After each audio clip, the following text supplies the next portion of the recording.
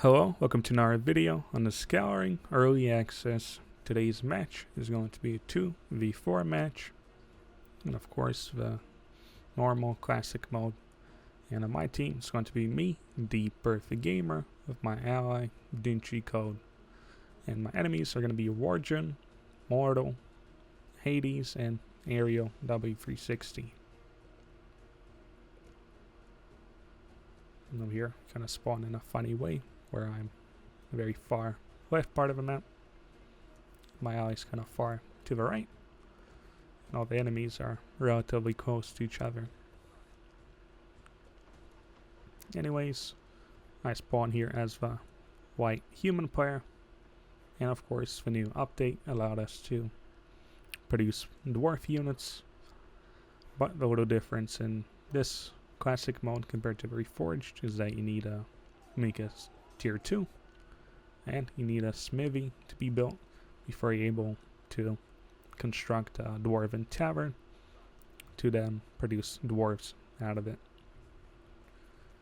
And pretty much I was trying to speedrun my way to make a lot of dwarves, but of course I don't want to be defenseless, especially against 4 other enemies, so I did try to go for a swordsman build order with a relatively quick sawmill. So I'm going to need a lot of wood to make a lot of upgrades and a lot of buildings for me to get to the point of producing a lot of dwarves. So that's why I'm making a lot of swordsmen to, I guess, gain me some extra gold and to keep me somewhat safe. And over here, my ally, Yellow Human, Dinchi Code, is playing as humans. He's doing a archer build order with no other units for now. Over here, the first enemy, human player, playing as orange. It's Hades. Looks like he did a single swordsman to maybe capture outposts a bit later. I guess made another one, or maybe he wants, I guess, a few swordsmen to act as meat shields. So it's a little bit of a mixed composition, I guess. A few archers and a few swordsmen. We have a black player playing as orcs. It's Aerial W360. Looks like he did a similar build order to orange, maybe. Just made a few warriors, and I has a good amount of archers.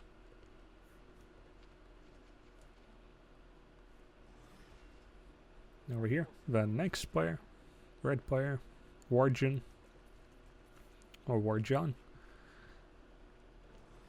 Looks like he's struggling with food a little bit. Maybe getting used to the new build orders. He made a few warriors, a few archers. Just scouting out the map, I guess. And over here, final enemy, purple orc, Mortal. Looks like he did a mostly archer build order, single warrior too. Probably capture some outposts. Anyways, over here I managed to kill some wolves. Here I can kill even more. Then I can just repeatedly kill them and wait for more to spawn. And over here, as I have learned in my other games, one base economy is a little too low to have, I guess, reliable dwarf production, because they're kind of pricey. They're similar in price to, I guess, a cavalier, you could say. And so that's why I wanted to get a quick second base and a more economy, so I can use to make a whole lot of dwarves. And of course, getting some extra gold by killing some wolves is also going to be helping in allowing me to get to that point a little faster. Upgrade this to tier 2. And of course I need a smithy as well. Here you can see the enemies are moving out on the map. Killed this outpost. Killed his wolves. I guess the yellow player also managed to take out the outpost here. But I'm of course just repeatedly farming these wolves. Purple's over here, clearing all the neutrals on his part of the map. And the red player decides to make a town hall here, or clan hall, but it's a little strange. Not really sure why he's making it here instead of a bit closer to the gold mine, where it could fit normally in this position. But as we can see here, we got a tier 2. So maybe think of getting shields or maybe archer damage, I would think. Purple players starting to get a tier 2. So you can also probably get a archer damage. And of course right now the goblins begin spawning. This is most fun, I guess, neutral game script, so that's why we usually play with it. So everyone's having their share of goblins, but of course the first night it's not too difficult. You can usually not lose any units yourself.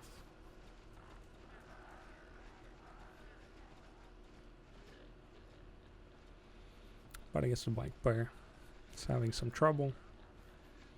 He did lose 2 units overall.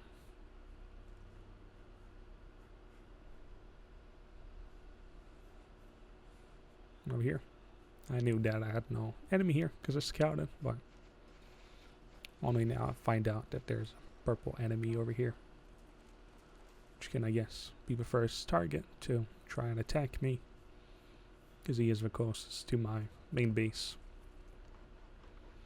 Finally here, after getting tier 2, haul up more workers and a smithy, start making the dwarven tavern, which is a building you need to make dwarfs, and you can't make anything else but dwarfs here, so it can be somewhat of a dedicated build, because by making this dwarven tavern you're not going to be allowed to make a diverse army compared to making more barracks where you can choose to make all the swordsmen, all the archers, or all the cavaliers. And so over here, if I'm already going to make all the dwarves, I decided to make 2 dwarven taverns so I can have a huge amount of dwarves being built. And of course the dwarves cost a similar amount to a cavalier, and they also of course are produced somewhat slowly, just like a cavalier would be.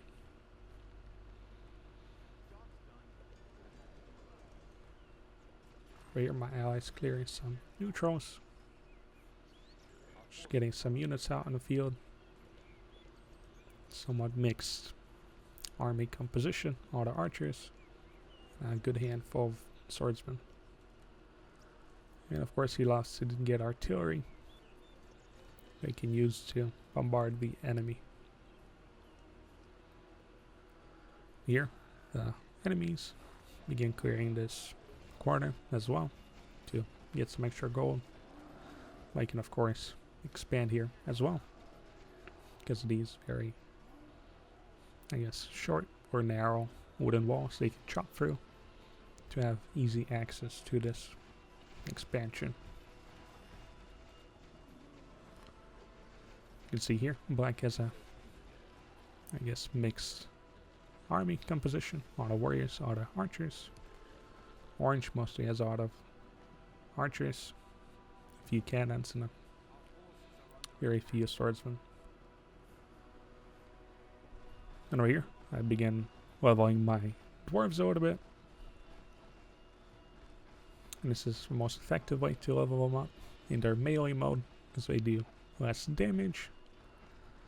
And they, I guess, attack a little faster compared to the shooting that they do with their crossbow. Is a little slower, so crossbows kill units, I guess, more effectively, so they don't level up as quickly. Here I have a huge army of swordsmen, and I'm just printing a lot of dwarves as well. Now here, I guess my ally was a bit too annoying with his cannons, and so the enemies decide to teach him a lesson by attacking with their armies. Purple is here, black and orange. But here I managed to somewhat catch a few of these purple archers.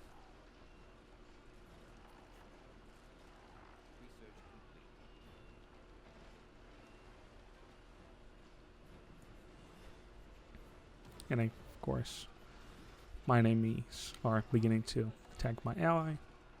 And my ally doesn't really have much of an army left, just a handful of archers. And so now I'm going to be the one trying to save them here. Sending in my swordsman. And then sending in my warrior, dwarf warriors. Try and mitigate some of this ranged attacks. Because I'm still in the process of getting the shield ability for my swordsman. As you can see here, you can block a lot of damage. And if you need to retreat, you can quickly switch to their crossbow mode. And the dwarves are kind of fat and even bigger than humans, which does look a little strange, because you would think that they're dwarves, so they're like shorter, but I guess in this game's lore they're more, I guess, just bulkier, kind of humanoid. On over here you can see Orange is making a few dwarves himself, but he only has one base, so he's gonna be only making a few of them. And then Red is putting his forces here, preparing to attack. Here Black Bear got another base.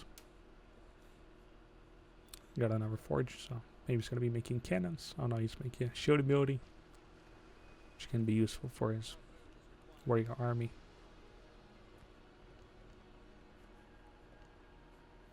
Yes, the red player made a lot of cannons.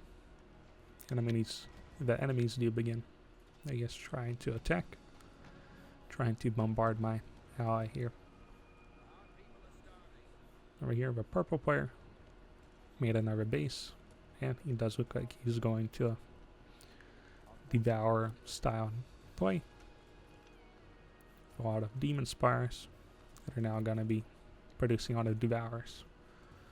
And we can actually see here that we got a little new animation where instead of just glowing, the little crystals are even shaking here, just I guess pretty interesting addition. Anyways, over here the Black Bear decides to attack, but I had these two barricades that did slow him down enough to allow me to catch him.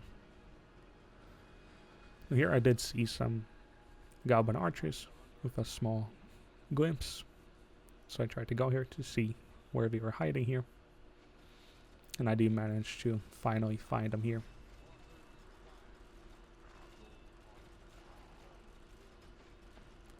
And I guess for this match, I did a strategy where I made a lot of swordsmen that are gonna act like a front line, a lot of health, staying alive for a long time. And I used my dwarves to use them in their ranged mode, which they do a lot of damage. Is one dwarf that's 12 damage, or 10 damage per shot, and then level 1 archer only does 8 damage. So the more. Here my purple enemy is beginning to attack me here, but I do have a few cannons and a few dwarfs that are going to be pushing them away here.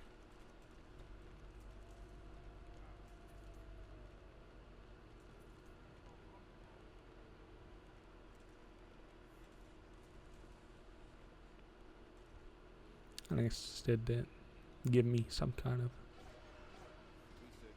fear of thinking that purple's going to make a million demon heads and devourers. I'm going to be in trouble here if he tries to attack me here. So I did try to make a lot of cannons, and then later I would add a few guard towers with cannons as well. But of course here I was almost ready to help my ally do a big attack against the enemies. But of course right now it's nighttime, So we're gonna have to prepare to fight the goblins first. And also I forgot to mention that the dwarfs are good to level up in their melee mode, especially because unlike archers that can do arcing shots and gain a lot of XP by just shooting units over the trees, the dwarfs do not get that opportunity because they need direct line of sight to actually shoot with their crossbows. So that's also another reason why you want to fight with them with their melee mode. Here, the goblins decide to attack at the same time, both me and my ally, and so we do make quick work out of them.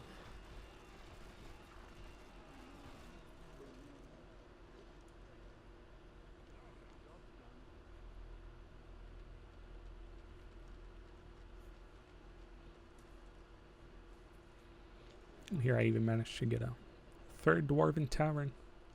So I have 3 taverns, so I'm just going to be printing all the dwarves and not really making any more swordsmen or archers, because I can just quickly select whatever group of dwarves and then use them as swordsmen with their shield ability.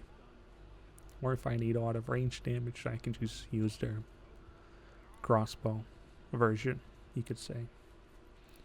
But of course here, as a backup plan, I leave a good amount of dwarves here in case purple wants to go here with his flying heads to try and kill me. So it's going to be real difficult for him to do. And then on the other side of a map, I was ready to attack my ally. But of course, a very huge, I would say, benefit to having a lot of dwarfs compared to archers is that dwarfs can actually buy potions or carry potions, unlike archers who can't have any potions. So this is the most effective ranged unit, you could say, because they can heal, which allows them to survive a extremely long time. And here we begin attacking using my swordsman as a front line and my dwarves as a lot of, I guess, some big DPS force. Of course, my ally just has a lot of cannons, a few archers. But with his artillery, he's going to be helping me a lot.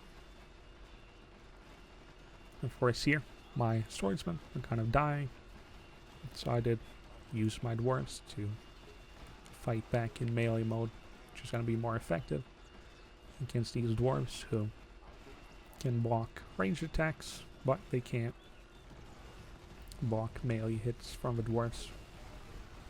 Now here I thought we were going to be dying, because there's a lot of flying heads and a lot of monsters here. But we can see here that the dwarves, they get pushed around a little bit, but that doesn't stop them from doing their shooting animation, which means they kind of counter every single unit in the game pretty much, because they can take down these flying heads like I did very effectively, and the munchers and cavaliers couldn't really stop them because they don't really stop their fighting animations, which means your dwarves can just go ham on all the units.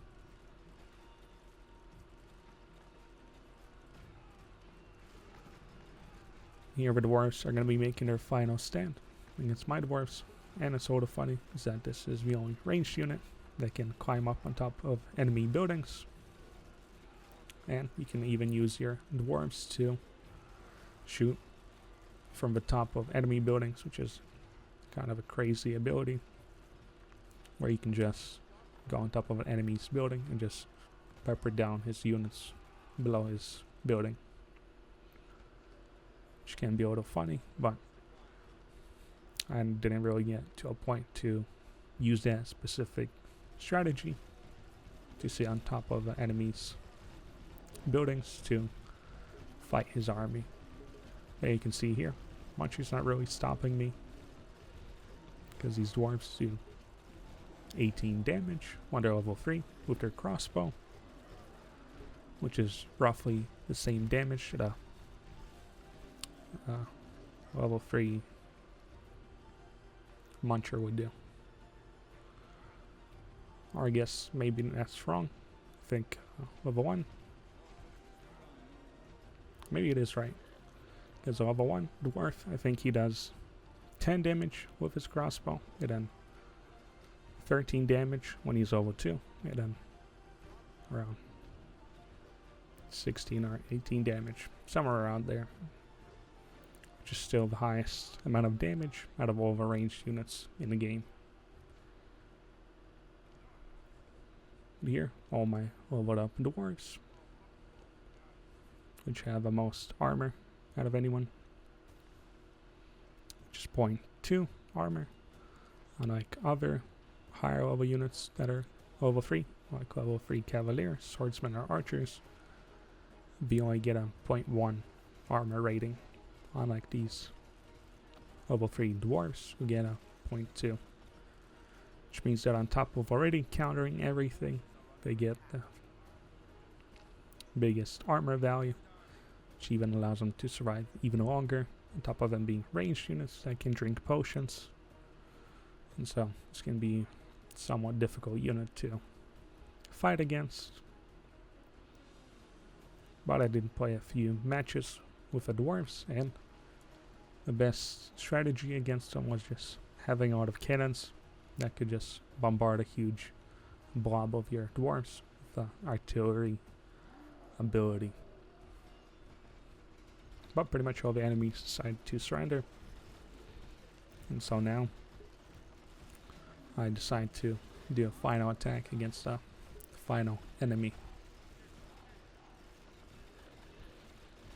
And I guess it is a little powerful to have all the dwarves, which is why I'm not really making any other unit. I'm just gonna just slow down my dwarf production.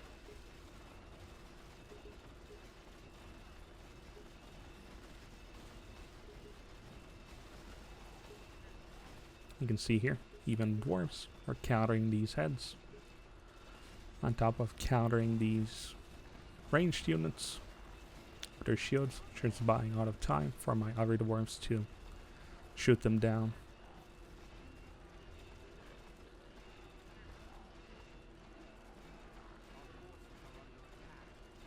And of course you can hop your dwarves, tell them to go down, or to even just drink potions to take down these enemies.